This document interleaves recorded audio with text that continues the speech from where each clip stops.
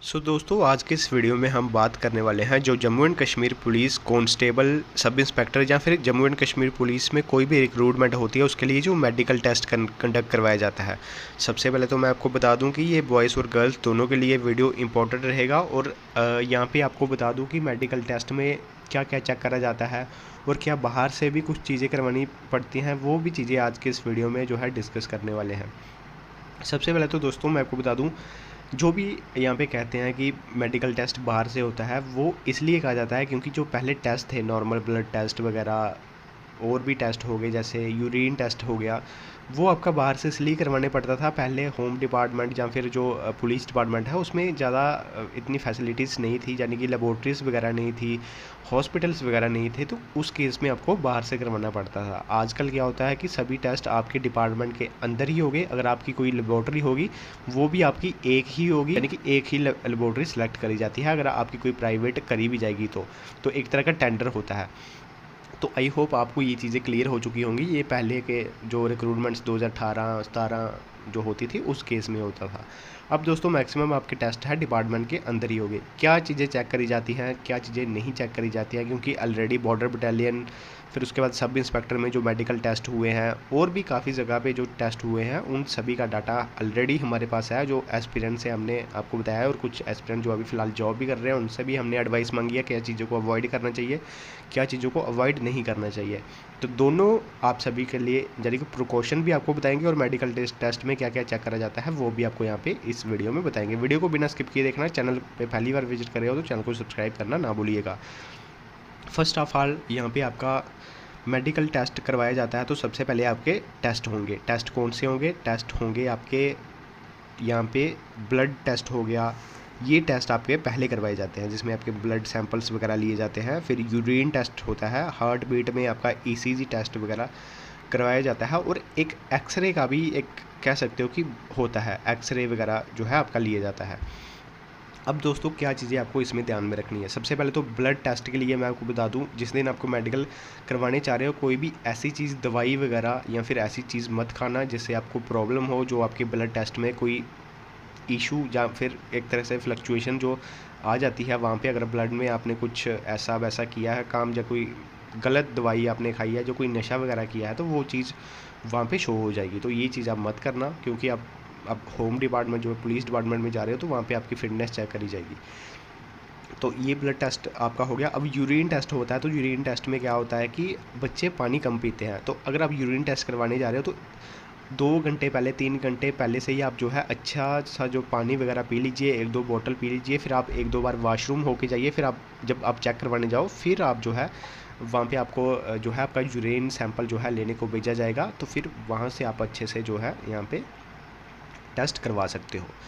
तो वहाँ पे आपका चेक करा जाता है और एक्सरे चेक करा जाता है। एक्सरे में चेक किया जाता है कि आपकी कोई बोन जो है टूटी वगैरह तो नहीं है। मेजर आपकी जो बैक साइड जो आपकी पीठ की जो हड्डी वगैरह रहती है वो चीज़ें चेक करी जाती है, बाजू वगैरह की वो चीज़ें चेक करी जाती हैं। तो ये नॉर्मल से टेस्ट है, ये आपके होंगे। जिसमें ईसीजी वगैरह, जैसे ब्लड प्रेशर पहले आपका चेक करा जाएगा। अगर उसमें आपका ब्लड प्रेशर ज़्यादा आता है या कम आता है, फिर आपको ईसीजी टेस्ट भी एक करवाया जाता है। ईसीजी टेस्ट क्या होता है कि उसमें आपका हार्ट बीट वगैरह चेक करी जाती है कि इसकी हार्ट बीट कितनी है। तो वहाँ पे नॉर्मल हार्ट बीट आप यहाँ पे देख पा रहे होंगे, इतनी नॉर्मल हार्ट बीट रहती है।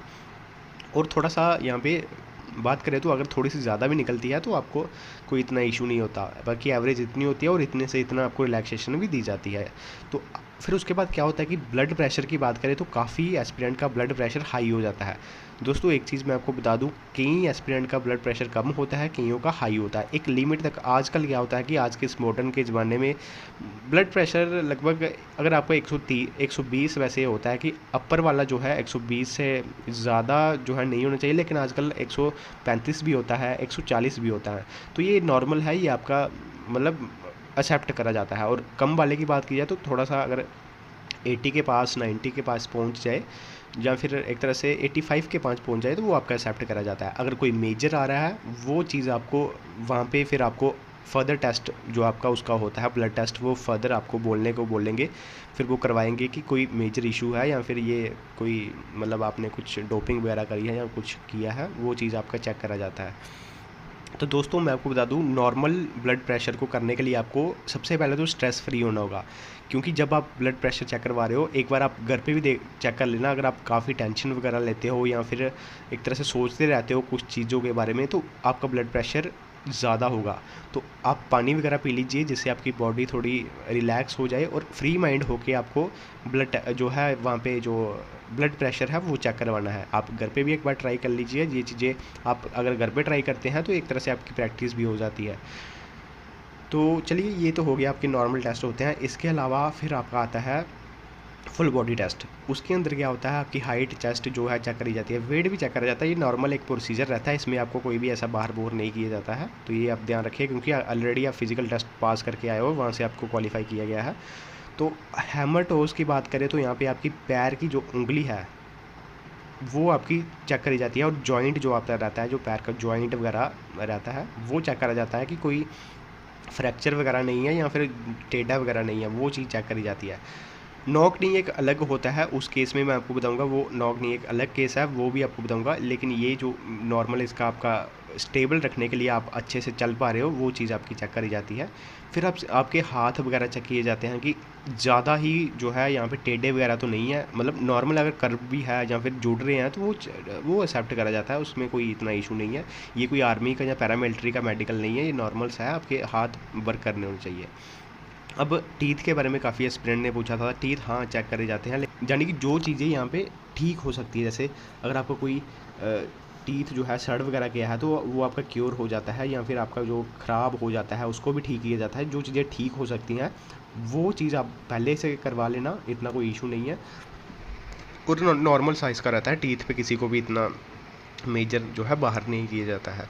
अब उसके बाद डिफ़ॉर्म्ड फिंगर्स की बात करें तो इसमें आपकी हाथ और पैर की उंगलियां देखी जाती हैं कि आप जो है आपकी उंगली वगैरह नॉर्मल तो है, कम से कम टेढ़ी वगैरह तो नहीं है, क्योंकि इस केस में आपका जो चलने का संतुलन रहता है। और हाथ की बात करें तो आपको गन वगैरह यूज़ करनी पड़ती है और भी काफ़ी काम करने पड़ते हैं, तो उस केस में आपको कहीं प्रॉब्लम तो नहीं ना आ रही है। अब जिस केस में आपको प्रॉब्लम देखने को मिलेगी, उस केस में आपका फर्दर आगे टेस्ट होता है, वो भी ऑलरेडी अगर मेजर इंजरी निकलती है फिर ही कुछ यहाँ पे आपको बताया जाता है, नहीं तो ऑलरेडी आपको यहाँ पे पास करा जाता है। मैक्सिमम आपने देखा ही होगा कि जेकेपी का मेडिकल सबका पास होता है, कोई माइनर सा बच्चा होगा जिसका फेल हुआ होगा, नहीं तो मैक्सिमम से मैक्सिमम अगर 100 में से 100 बच्चा है तो कम से कम 95 98 तक बच्चे पास हो जाते हैं।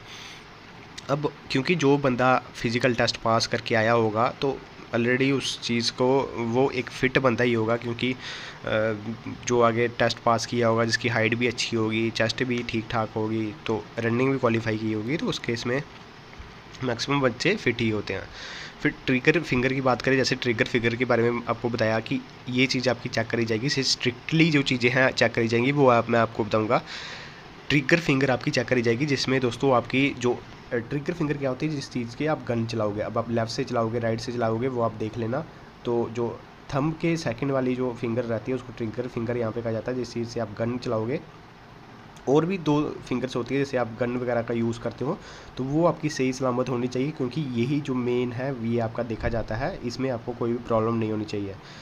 ये होगी आपकी ट्रिगर फिंगर। फिर उसके बाद आगे आता है फ्लैट फुट। फ्लैट फुट आपका चेक करा जाता है, आजकल इसको क्योर किया जा सकता है। अगर आप कर्ब शूज़, आजकल सैंडल्स वगैरह भी कर्ब शेप में आ गई है, तो थोड़ा सा आपका कर्ब होना चाहिए, ज़्यादा ही फ्लैट नहीं होना चाहिए। उस केस में आपको कोई ऑब्जेक्शन दिया जा सकता है या इसको क्योर करने की कोशिश की जा सकती है। बाकी ये चीज़ आप कर सकते हैं। फ्लैट फुट भी यहाँ पे नॉर्मल से चेक करा जाता है। और नॉक नी की बात करें दोस्तों, ये आपका स्ट्रिक्टली चेक करा जाता है कि आपके जो नॉक नी है वो कुछ ज़्यादा तो नहीं है, कहीं होता है कि बिल्कुल जो आपके पैर हैं वो जुड़ते हैं। यहाँ पे बात करें तो थाइस के साथ भी बात करें तो वहाँ पे भी जुड़ते हैं, और नीचे जो आपकी नॉक नीस है वो काफ़ी ज़्यादा जुड़ रही होती है, तो उस केस में आपको ऑब्जेक्शन दिया जा सकता है। बाकी नॉर्मल नॉक नी जो है यहाँ पे एक्सेप्ट करे जाते हैं। अगर आपका नॉर्मल सा गैप आ रहा है या नॉर्मल सा आपका जुड़ रहा है तो उस चीज़ में आपको पास कर दिया जाएगा, उस केस में आपका इतना इशू नहीं बनेगा। फिर उसके बाद दोस्तों बात करते हैं फ्लैट फोटो। फिर उसके बाद आगे आता है आपका विज़न टेस्ट और हेयरिंग टेस्ट। विज़न टेस्ट की बात करें, यहाँ पे आपकी स्पेक्स अलाउड है, ये चीज़ भी मैं आपको बता दूँ। और एक चीज़ आपकी मिस होगी, वो है आपका टैटू। फुल बॉडी में आपका टैटू भी चेक किया जाएगा, फुल बॉडी में आपका सब कुछ चेक किया जाता है। वो आप वहाँ पे मेडिकल जब होगा वहाँ पे आप देख लेना, वो नॉर्मल से यहाँ पे चेक करा जाता है कि हाँ आप अच्छे से जो है आपकी बॉडी पार्ट्स वर्क करने होने चाहिए, बस और कुछ इतना इशू नहीं है।